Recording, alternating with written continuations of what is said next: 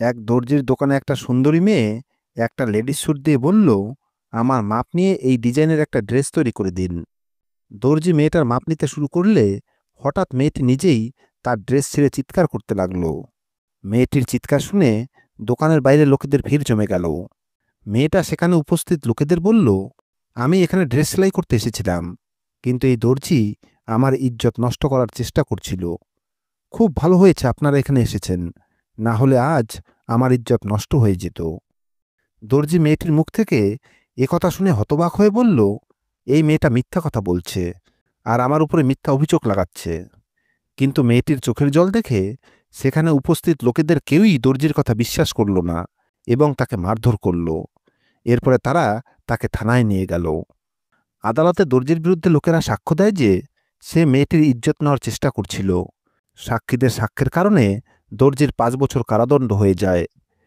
5 বছর পর যখন সে জেল থেকে মুক্তি পায়, তখন সেই অসভ্য মেয়েটার থেকে প্রতিশোধ নিতে চাইত, কিন্তু বাইরে এসে জানতে পারল যে সেই মেয়েটা এখন পুলিশের এসপি হয়ে গেছে। দর্জি তার পুরনো পেশা ছেড়ে ভিখারি সেজে এসপি সাহেবের বাড়ির সামনে বসে পড়ল। কিন্তু তারপরে সমীর একজন দর্জি, যে ছেলে এবং মেয়ে উভয়ের পোশাক সেলাই করত। সে এমন সুন্দর সুন্দর ডিজাইন তৈরি করত যে মেয়েদের তার ডিজাইন খুব পছন্দ হতো। তাই তার দোকানে ছেলেদের থেকে মেয়েদের বেশি ভিড় লেগে থাকত। সেলাইয়ে তার বিশেষ দক্ষতার কারণে তার ব্যবসা অনেক বেড়ে গিয়েছিল। তাই কাজের চাপ খুব বেশি থাকায় সমীর তার দোকানে অনেক কর্মচারী রেখেছিল। সে তার ভাইয়ের জন্য একটা নতুন দোকান খুলে দিয়েছিল। একদিন সন্ধ্যার সময় তার কর্মচারীরা সবাই বাড়ি ফিরে গিয়েছিল, তাই সমীর একা দোকানে বসে পোশাক সেলাই করছিল। 8 ঘন্টা পরেই তার দোকান বন্ধ করে বাড়ি যাওয়ার ইচ্ছা ছিল। তখনই একটা মেয়ে দোকানে এসে প্রবেশ করে। মেয়েটার হাতে একটা মূল্যবান মেয়েদের পোশাক ছিল।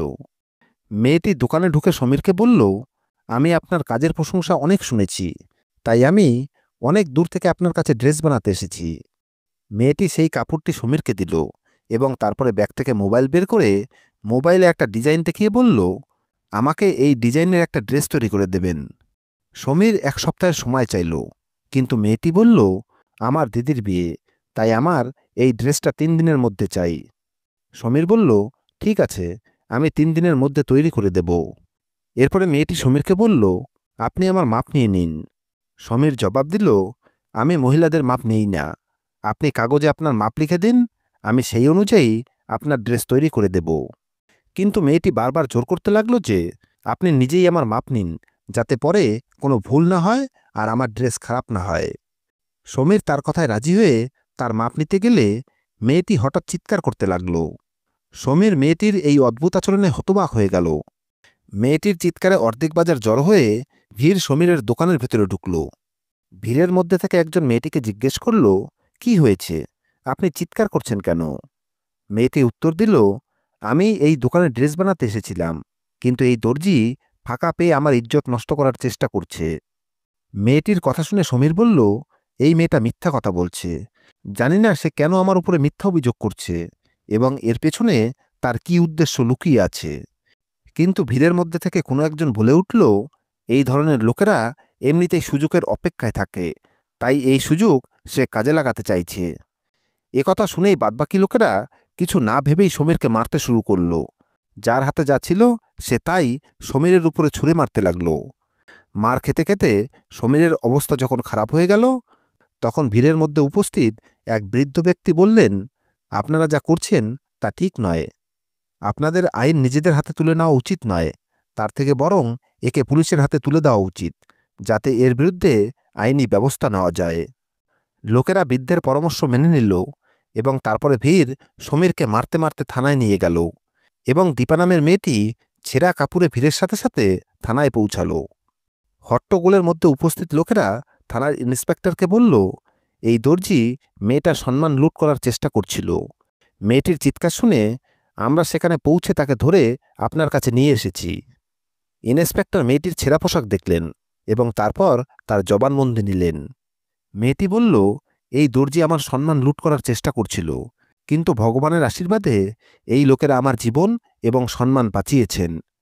সেখানে উপস্থিত লোকেরাও দর্জির বিরুদ্ধে সাক্ষ্য দিল, যার কারণে তাকে জেলে পাঠানো হয়। পরে আদালত দর্জিকে 5 বছরের কারাদণ্ড এবং 2 লক্ষ টাকা জরিমানার সাজা শোনায়। এই খবর সমীরের কাছে পাহাড়ের মতো ভারী ছিল, কারণ সে স্বপ্নেও ভাবেনি যে তার সঙ্গে এমন কিছু হতে পারে। কিছুদিন আগেও তার ব্যবসা দ্রুত বাড়ছিল। পুরো শহরের লোকের মুখে মুখে তার দোকানের আলোচনা ছিল এবং লোকেরা তার ডিজাইন খুব পছন্দ করত। কিন্তু এখন তার অবস্থা এই হয়ে গেছে যে এখন তার দোকান সামলানোর মতো কেউ ছিল না। সমীরের ভাই অন্য শহরে কাজ করত। এছাড়াও সমীরের কর্মচারীরা এতটা অভিজ্ঞ ছিল না যে তারা নিজেরা কাজ সামলাতে পারত। জেলে বসে সমীর বারবার ভাবছিল, এই মেয়েটা কে আর আমার সঙ্গে কেন এমন করল। সমীর নিজের অতীতের দিকে তাকাতে লাগলো যে আমার এমন কি ভুল হয়েছে, আর আমি এমন কি করেছি যে দীপা নামের এই মেয়েটা আমার শত্রু হয়ে গেল। দীপাকে সে প্রথমবার দেখেছে, এর আগে তাদের কখনোই দেখা হয়নি। তবুও কেন মেয়েটি তার সঙ্গে এমন করল। সমীরের বাবা আগেই মারা গিয়েছিল। যখন ওর মা ছেলের গ্রেপ্তারের খবর শুনল, তখন তিনি দৌড়াতে দৌড়াতে জেলে ছুটে এলেন। মায়ের মুখের অস্থিরতা দেখে সমীর তাকে সান্ত্বনা দেয় এবং বলে, মা, আমি একজন আইনজীবীর সাথে কথা বলেছি। সে বলেছে খুব তাড়াতাড়ি আমার জামিন হয়ে যাবে। মা চিন্তিত হয়ে জিজ্ঞেস করলেন, সেই মেয়েটা কেন তোর সাথে এমন করল? তার সাথে কি তোর কোনো শত্রুতা আছে? সমীর তার মাকে জবাব দিয়ে বলল, মা, আমি তাকে চিনিও না আর জানিও না সে কেন এমন করল। সমীরের মা কিছুক্ষণ ভাবল এবং তারপরে বলল, হতে পারে অন্য কোনো দোকানদার তোর ব্যবসায় ঈর্ষান্বিত হয়ে এই মেয়েটাকে তোর দোকানে পাঠিয়েছে, যাতে তোর দোকান বন্ধ হয়ে যায়। সমীর বলল, আন্দাজে এখনই এটা বলা তাড়াহুড়ো হবে। আপাতত আমি কিছুই বলতে পারছি না, তবে আমি তোমার কাছে প্রতিজ্ঞা করছি যে আমি সত্যিটা জানার জন্য যথাসাধ্য চেষ্টা করব। সমীরের জেলে থাকা কয়েকদিন হয়ে গেল। সময়ের সাথে সাথে তার উদ্বেগ বেড়ে যাচ্ছিল, কেননা দোকান সামলানোর মতো কেউই ছিল না। দুর্গাপুজো এগিয়ে আসছিল আর অনেক ড্রেস দুর্গাপুজোর আগে কাস্টমারকে তৈরি করে দিতে হতো, কিন্তু তার অনুপস্থিতিতে সেটা সম্ভব ছিল না। আইনজীবীর কাছ থেকেও কোনো ভালো খবর পাওয়া যাচ্ছিল না। তার জামিনের আবেদন খারিজ হয়ে যায়। আদালত তার সাজা এবং জরিমানা দুটোই বহাল রাখে। এই পরিস্থিতিতে সমীর তার মা, বাড়ি এবং তার ব্যবসা নিয়ে খুব চিন্তায় ছিল। জেলে প্রতিটা দিন তার কাছে কয়েক যুগ বলে মনে হচ্ছিল এবং 5 বছর তার কাছে 50 বছরের মতো দীর্ঘ মনে হচ্ছিল। জেলে বসে সমীরের সাথে যোগেশ নামের এক ব্যক্তির সাথে দেখা হয়। সমীর তাকে তার পুরো গল্প শোনালে যোগেশ হাসতে শুরু করে। যোগেশকে হাসতে দেখে সমীর অবাক হয়ে তাকে জিজ্ঞেস করে, তুমি আমার এই বিপদের গল্প শুনে হাসছ কেন? জবাবে যোগেশ বলে, কারণ আমার গল্প প্রায় একই রকম, তাই তো আমি হাসছি। যোগেশ আরও বলে, এই জেলে বন্দি 90% লোকই কোনো অন্যায় না করেই শাস্তি ভোগ করছে। এই দেশে যার টাকা এবং প্রভাব আছে সে বড় অপরাধ করেও বুক ফুলিয়ে ঘুরে বেড়ায়, আর যার এসব নেই তাকে মিথ্যা সাক্ষীর সাহায্যে ফাঁসিয়ে জেলে পাঠিয়ে দেয়। সমীর যোগেশের গল্প শুনে হতবাক হয়ে বলল, তোমার গল্প কি, আর তোমার সাথে কি হয়েছিল? যোগেশ বলল, আমি একজন কামার। লোহার জিনিস তৈরি এবং বিক্রি করাই আমার কাজ। একদিন আমি দোকান থেকে কিছু জিনিসপত্র নিয়ে বাড়ি ফিরছিলাম। তখন রাস্তায় একটা লোককে পড়ে থাকতে দেখলাম। তাকে দেখে আমি টেনশনে পড়ে গেলাম, কেননা সে জল জল বলে চিৎকার করছিল। আমার মনে হলো সে কোনো বিপদে পড়েছে, তাই আমি জলের বোতল নিয়ে তার কাছে গেলাম। কিন্তু তার কাছে পৌঁছে দেখলাম সে জীবন মৃত্যুর সাথে লড়াই করছে। সে মুখে জল চাইছে, কিন্তু তার অবস্থা এমন খারাপ যে সে জল খেতেও পারছিল না। আমি ভালো করে লক্ষ্য করে দেখলাম কেউ তার বুকে ছুরি মেরেছে। আমি বুঝতে পারছিলাম না কি করব। প্রথমে ভাবলাম একে হাসপাতালে নিয়ে যাওয়া উচিত। তারপরে আবার ভাবলাম যদি এটা করি তাহলে নিজেই বিপদে পড়তে পারি। আমি এসবই ভাবছিলাম, তখনই হঠাৎ একটা পুলিশের গাড়ি সেখানে এসে গেল। পুলিশ গাড়ি থেকে নেমে দেখল একজন লোক বুকে ছুরি মারা অবস্থায় মাটিতে পড়ে আছে, আর আমার হাতে লোহার কিছু জিনিসপত্র আছে। তারা আর কিছু না শুনেই ধরে নিল যে আমি তার বুকে ছুরি ঢুকিয়েছি, তাই তারা সঙ্গে সঙ্গে আমাকে গ্রেপ্তার করে নিল। আমি বারবার ঝাঁপাই দিতে থাকলাম যে আমি একে এইভাবে রাস্তায় পড়ে থাকতে দেখে একে সাহায্য করতে চাইছিলাম। তখনই আপনারা এসে আমাকে ধরে নিলেন, কিন্তু কেউ আমার একটা কথাও বিশ্বাস করল না। লোকটি মারা গেলে সমস্ত দোষ আমার উপরে চাপিয়ে আমাকে যাবজ্জীবন কারাদণ্ড দেওয়া হয়। আমি এই জেলে বহু বছর ধরে আছি, কিন্তু এখন আমি এই জেলের জীবনে ক্লান্ত হয়ে পড়েছি। তাই আমার মনে শুধু একটাই প্রার্থনা, যেন আমাকে তাড়াতাড়ি ফাঁসি দিয়ে দেওয়া হয়। যোগেশের সমস্ত কথা শুনে সমীর বলল, তুমি এ কেমন কথা বলছো? তোমার কি ফ্যামিলির কথা একটু মনে পড়ে না? তোমার পরে তাদের কি হবে? কামার একটু হেসে বলল, আমার থাকা না থাকাতে কারো কিছু যায় আসে না। আমার বউ আমাকে ছেড়ে চলে গেছে, আমার বাবা মাও মারা গেছেন, এবং যে ভাইদের আমি কষ্ট করে লেখাপড়া শিখিয়েছি তারা এখন ভালো জায়গায় পৌঁছে আমার সাথে সমস্ত সম্পর্ক ভেঙে দিয়েছে। তারা জানে আমি বিনা অপরাধে জেলে শাস্তি ভোগ করছি, কিন্তু তা সত্ত্বেও তারা একবার শুধু আমার সঙ্গে দেখা করতে এসেছিল। তারপরে তারা আর কখনো আমার খবরও নেয়নি। এরপরে যোগেশ গভীর শ্বাস নিয়ে বলল, ভাই, দুনিয়াটা এমনই। যখন বিপদ আসে তখন আপনজনও ছেড়ে চলে যায়, কিন্তু যখন মানুষ ধনী ও সুখী হয় তখন লোকেরা তার সঙ্গে বন্ধুত্ব করার জন্য ছুটে আসে। সমীর কামারকে বলল, আমি তোমার কথার সঙ্গে পুরোপুরি একমত, কিন্তু তোমার শুধু এই প্রার্থনাই করা উচিত যেন জীবনের এই খারাপ সময় কেটে যায়। এরপর সমীর কামারকে জিজ্ঞেস করল, তুমি যদি কিছু না মনে করো তাহলে আমি তোমাকে একটা প্রশ্ন করতে চাই। তোমার জীবনে কি কখনো এমন কিছু ঘটেছে যার জন্য তুমি এখনো আফসোস করো? মানে এমন কিছু যেটা না হলেই ভালো হতো? কামার কিছুক্ষণ চুপ থেকে বলল, হ্যাঁ, একটা বিষয় আছে যেটা নিয়ে আমার সারা জীবন আফসোস থাকবে। একবার আমি আমার দোকানে বসে দা, কাঁচি, চাকু, ছুরি এসব ধার দিচ্ছিলাম। সে সময় আমার বউ আমার জন্য নিয়ে আসা খাবার দিয়ে চলে গিয়েছিল। আমি ভেবেছিলাম কাজটা শেষ করে তারপরে আরাম করে খাবার খাবো, কিন্তু তখনই একটা বিড়াল এসে আমার খাবারে মুখ দিয়ে দেয়, আর খাবার মাটিতে পড়ে নষ্ট হয়ে যায়। সেদিন দুপুরে আমি খুব ক্ষুধার্ত ছিলাম, তাই বিড়ালটির উপর আমার ভীষণ রাগ হয়েছিল। পরের দিনও বউ আমার জন্য খাবার রেখে যাওয়ার পরে বিড়ালটি আবার আমার খাবার নষ্ট করে দিল। তাই আমি ভাবলাম এই বিড়ালটাকে ধরে দূরে জঙ্গলে ছেড়ে দিয়ে আসব। পরের দিন যখন বিড়ালটা আমার দোকানে ঢুকলো তখন আমি ভেতরের দরজা বন্ধ করে দিলাম, জানালাও ভালোভাবে বন্ধ করে দিলাম যাতে সে বাইরে পালিয়ে যেতে না পারে। এরপর আমি টর্চ জ্বালিয়ে ঘরে তাকে খুঁজতে লাগলাম। কিছুক্ষণ পরে দেখলাম বিড়ালটা এক কোণে চুপ করে বসে আছে। এরপরে যখনই বিড়ালটাকে ধরতে গেলাম তখন সে জোরে লাফ দিয়ে সোজা চুল্লিতে পড়ে গেল।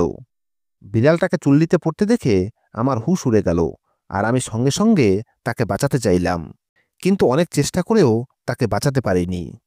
এই ঘটনার জন্য আমার খুব আফসোস হচ্ছিল, কেননা আমি যদি তাকে ধরার চেষ্টা না করতাম তাহলে বেচারি বেঁচে থাকত। এই ঘটনার কয়েকদিন পরে যখন আমি আমার দোকানের ছাদে গেলাম তখন দেখলাম সেখানে 3টি মৃত বিড়াল ছানা পড়ে আছে। সেই বেচারারা তাদের মায়ের অপেক্ষায় বসেছিল, ভাবছিল তাদের মা তাদের জন্য খাবার নিয়ে আসবে। কিন্তু আফসোস, তাদের মা এই দুনিয়াতে নেই, এবং মায়ের অপেক্ষায় সেই নিষ্পাপ ক্ষুদেরাও ক্ষুধায় ছটফট করে মারা গেছে। মাঝে মাঝে আমার মনে হয় কোনো দোষ না করেও আমি যে এই মামলায় ভয়ানকভাবে ফেঁসে আছি তার কারণ হয়তো সেই বিড়ালের অভিশাপ। এরপর কামার সমীরকে জিজ্ঞেস করল, তোমার জীবনেও কি কখনো কোনো অনুশোচনা হয়েছে? সমীর জবাব দিল, না, আমার কোনো কিছুর জন্যই অনুশোচনা নেই। শুধু কিছু মানুষ আমার জীবন থেকে চলে গেছে যাদের অভাব আমি আজও অনুভব করি। দিনরাত কেটে গেল, এবং কখন যে 5 বছর কেটে গেল তা টেরই পাওয়া গেল না। আজ সমীরের জেলের শেষ দিন ছিল। সে কামারকে জড়িয়ে ধরল। কামারের চোখে জল ছিল, কারণ এই 5 বছরে সমীর তার সবচেয়ে ভালো বন্ধু হয়ে উঠেছিল, যে তার সুখ দুঃখের কথা তার সঙ্গেই ভাগ করে নিত। সমীর এখন জেল থেকে মুক্ত, কিন্তু তার মনে দীপার প্রতি প্রতিশোধের আগুন জ্বলছিল। সে দীপাকে কখনো ভুলতে পারবে না, যার কারণে তার পুরো ব্যবসা নষ্ট হয়ে গিয়েছিল। সমীরের সমস্ত কর্মচারীরা তাকে ছেড়ে অন্য দোকানে কাজ করতে চলে গিয়েছিল। নতুন করে সবকিছু শুরু করা সহজ ছিল না, কারণ এই 5 বছরে অনেক কিছু বদলে গিয়েছিল। সেই এলাকায় নতুন নতুন দোকান খুলে গিয়েছিল, কিছু বুটিকও তৈরি হয়েছিল যেখানে তৈরি পোশাক পাওয়া যেত। সমীরের মা এখন বুঝতে পেরেছিলেন যে সমীর দীপার খোঁজে আছে এবং দিনরাত অস্থির থাকে। যখন তার মা তার ছেলের উদ্দেশ্য বুঝতে পারলেন তখন তাকে বোঝালেন, বাবা, যা হয়ে গেছে তা হয়ে গেছে। জানি না এটা কোনো শত্রুর ষড়যন্ত্র ছিল নাকি অন্য কিছু, কিন্তু তুই সেই মেয়েটাকে ভুলে যা। কিন্তু সমীর প্রতিবার একই কথা বলতো, আমি সেই মেয়েটিকে কিভাবে ভুলতে পারি যে আমার জীবন নষ্ট করে দিয়েছে, পুরো এলাকায় আমার দুর্নাম করে দিয়েছে। আমি জীবনে অন্তত একবার তার মুখোমুখি হয়ে তাকে জিজ্ঞেস করব, সে কেন আমার সাথে এমন করল। সমীর কয়েক মাস ধরে দীপাকে খোঁজার অনেক চেষ্টা করল, কিন্তু তাকে কোথাও খুঁজে পাওয়া গেল না। সমীরের কিছু পুরনো বন্ধু ছিল, সে তার বন্ধুদের দায়িত্ব দিল সেই মেয়েটির খোঁজ করার, যার নাম দীপা।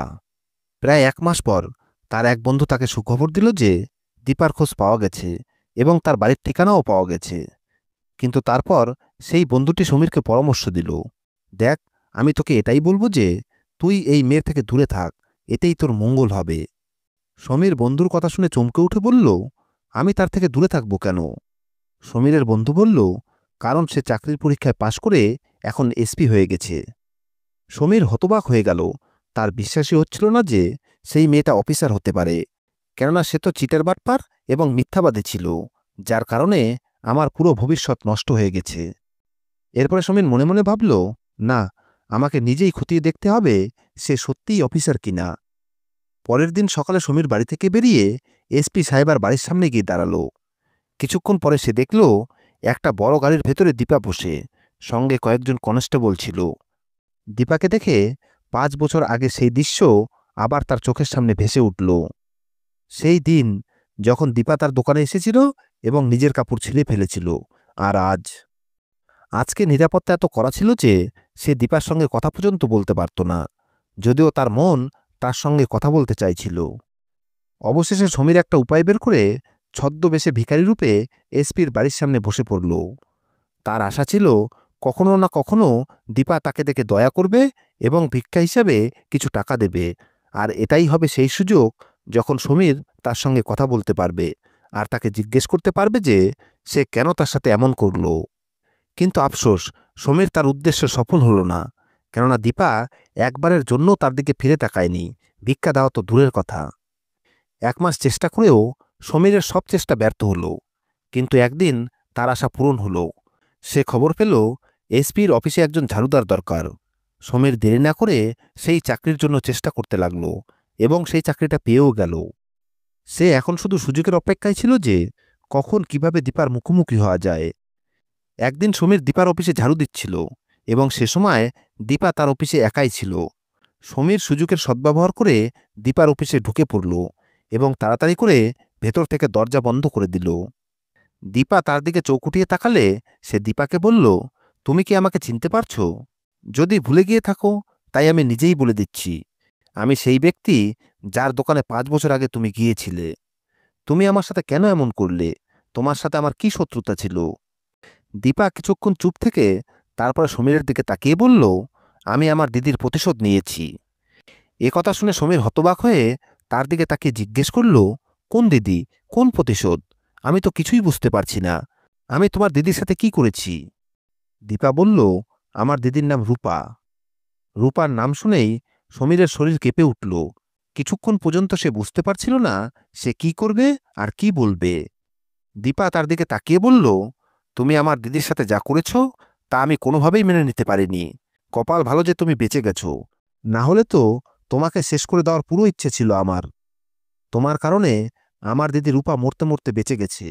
যেদিন থেকে তুমি আমার দিদিকে বিয়ে করবে না বলেছিলে, সেদিন থেকেই সে বাঁচার সব ইচ্ছা হারিয়ে ফেলে আর আত্মহত্যা করার চেষ্টা করে। সমীর বলল, আমি তো বিয়ে করতে চাইতাম, কিন্তু রূপা আমাকে বিয়ে করতে অস্বীকার করেছিল। আমাদের দুজনের দেখা একটা পার্কে হয়েছিল এবং আমরা একে অপরকে ভালোবেসে ফেলেছিলাম। তারপরে যখন আমি রূপার বাড়িতে আমার মাকে বিয়ের প্রস্তাব নিয়ে পাঠিয়েছিলাম, তখন আমার মা কাঁদতে কাঁদতে ফিরে এসে বলেছিল তারা শুধু বিয়ের প্রস্তাব প্রত্যাখ্যানই করেনি, বরং আমাকে অপমান করে বাড়ি থেকে তাড়িয়ে দিয়েছে। এরপরে সমীর রূপাকে ফোন করে, কিন্তু তার নম্বর বন্ধ বলছিল। সমীর এরপরে যতবার ফোন করেছে ততবারই রূপার নম্বর বন্ধ পেয়েছে। এই ঘটনার পর সমীর রূপাকে ভুলে গিয়েছিল, কিন্তু আজ 6 বছর পরে দীপার মুখ থেকে এই সত্যিটা জানতে পারল যে আসলে সমীরের মাই এই প্রস্তাবে না করে এসেছিলেন।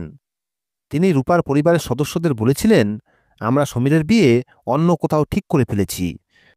আমার ছেলের বড় দোকান আছে আর তোমরা তো ভাড়া বাড়িতে থাকো, তোমরা তোমাদের মেয়েকে ঠিকমতো যৌতুকও দিতে পারবে না, তাই আমি এমন মেয়েকে আমার বাড়ির বউ করতে পারবো না।